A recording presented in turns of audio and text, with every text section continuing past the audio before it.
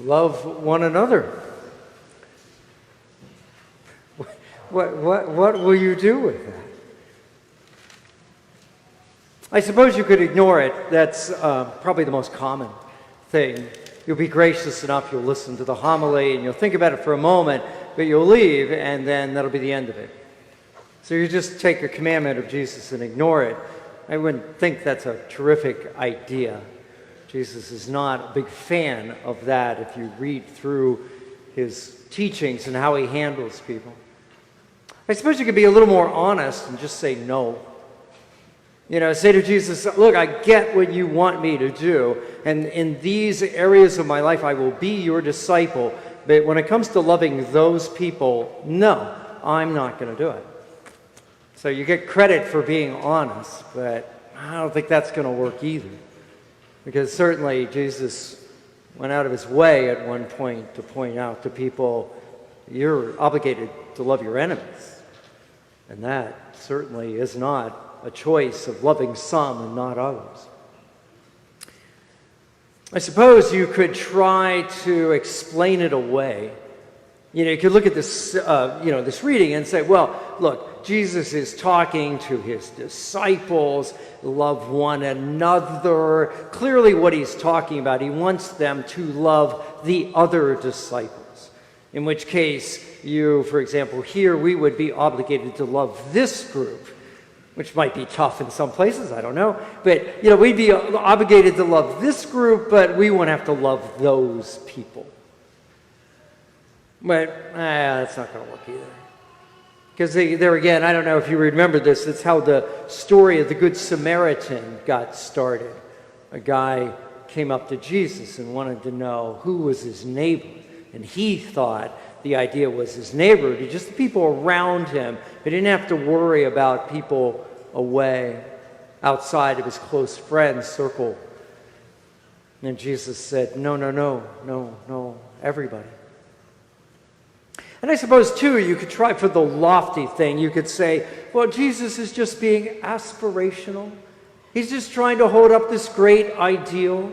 He's not really expecting us to love everyone, but he's just trying to push us a little bit. The problem with that is if you look through your Bible, you're not going to ever find that story where Jesus calls the disciples together and says, okay, guys, I just want you to do your best. We are stuck with this. Love one another. Everyone. Stuck with it. So what are you going to do with it? Well, I think if you remind yourself of one thing, you'll find out that it's not as big a deal as you might think. And that one fact, you just have to remind yourself that love, the term love, as used here, and so often, not always, but so often in the Bible, the term love refers to a choice. It is something you choose to do. It is not feelings. The good Lord does not command our feelings. There are going to be people that you just do not feel like you like them. You know, you're around them, they've got different interests than you do, all sorts of things. All those kind of feelings. No, that is not what this is about. God's not commanding you to say, well, you have to like everyone. You don't.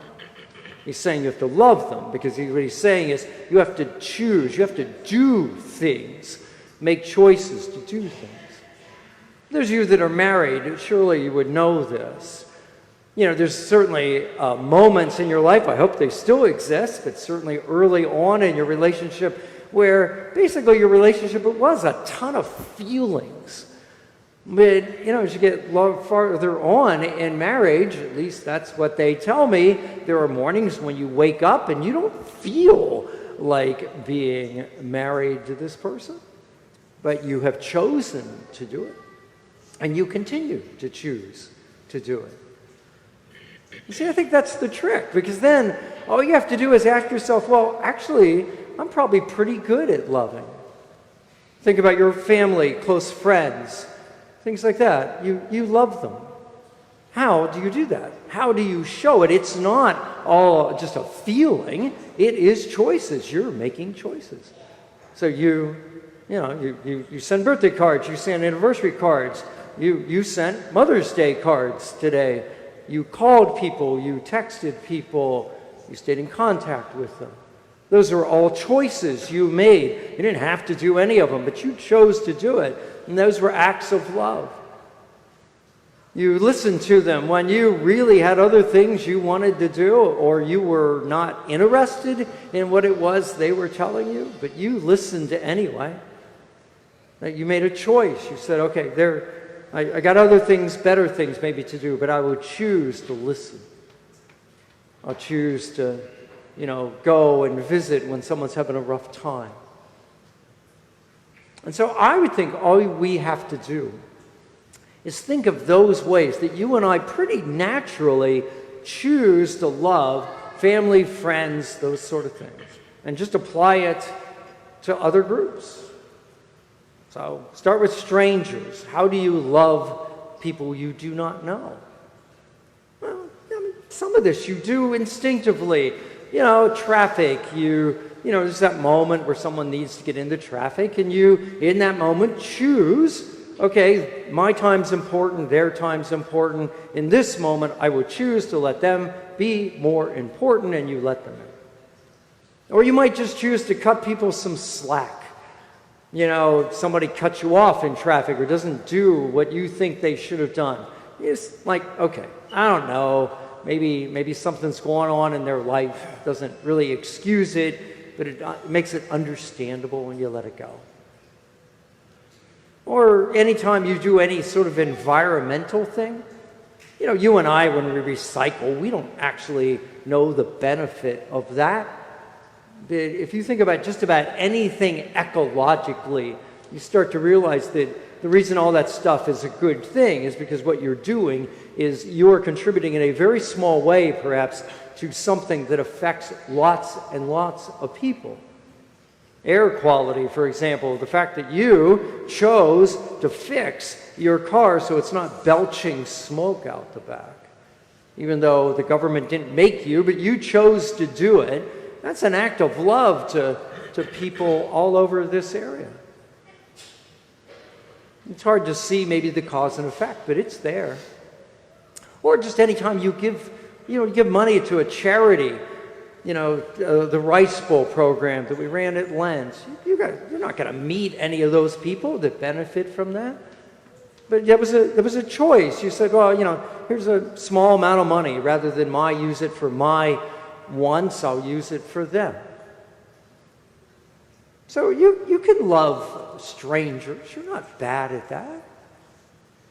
What about the people you don't like? A kind of group of people. Hopefully it's not a big group, but I don't know, the person who lives 3 doors down the street from you just drives you nuts. Well, how do you love that person? Well, again, I don't know that it's all that hard. I think it's a question of just asking yourself, well, given all the circumstances, what can I do? And certainly one of the things you can do is go back to the cards. You can send the birthday card. You can send the anniversary card. You can wish them today a happy Mother's Day if it's a woman. You can greet them, make sure that you know that you acknowledge their existence, something like that. Maybe there are some boundary issues, things you have to put in place, but you could find a way to love, to choose to love, someone you don't like. Again, it doesn't mean you have to like them. It doesn't mean you have to spend a great deal of time with them, but you can love them. And Jesus did tell us to love our enemies, which sort of is another group. And how do you love your enemies? Well, is it not the same thing? Isn't it just the same thing? The uncle that just drives you nuts, the fact that, you just don't want to be in the same room with them because it always turns political and it becomes this big argument. Basically it's an enemy to you. Well, okay, so maybe you don't ever get in the same room with them. But again, I would suggest to you that doesn't prevent you from, dear Uncle Joe, certainly hope you have a terrific birthday today. I mean, withholding a birthday card from someone, what is that? You know, is that your way of getting back at them? And remember, of course, Jesus told us to pray. You can pray for all these different groups, especially your enemies. Just don't pray the prayer like, what was it? The guy who said, Lord, I just pray for my friend Harold here, that you give him the wisdom and discernment concerning our little disagreement, to know that I'm really sorry that he's wrong. Don't pray that prayer. Pray the prayer you pray for the people that you do love. You know, families and close friends. What do you pray for them? You pray that God will bless them. You pray that God will be with them in times of trouble. All those kind of things. Pray that prayer. Pray that prayer for your enemies, people you don't like, that kind of stuff. We can do this. It is not, I think, as hard as it seems at first. Which just brings me right back to where we started. Are you going to choose to ignore this? Because the only way this works is if you're willing to think about it. For example, you could decide, okay, I'm going to take this seriously, and I'm going to think of one person that I don't like or is my enemy or whatever it is. I'm going to take this one person that pretty much is unlovable right now, and I'm going to decide, I'm going to choose to figure out a couple ways to love this person. And then figure out what that is, and then do that. That's the challenge. Challenge is not so much to love the other person. The challenge is to actually do it. Because the tendency, as I pointed out, to walk out the door and go like, okay, we're done with that. Don't have to listen to that for another couple years when it shows up in the readings again. I just encourage you, don't do that. Love. I mean, think about it. The nicest, the best people you know, they're good at this. Yeah, they don't like everybody. They got their odd enemies along the way, but they're good at this. They find a way to love other people. They choose to make some choices along the way to make it all work out. Those are the people you like to hang around with. You could be one of those people.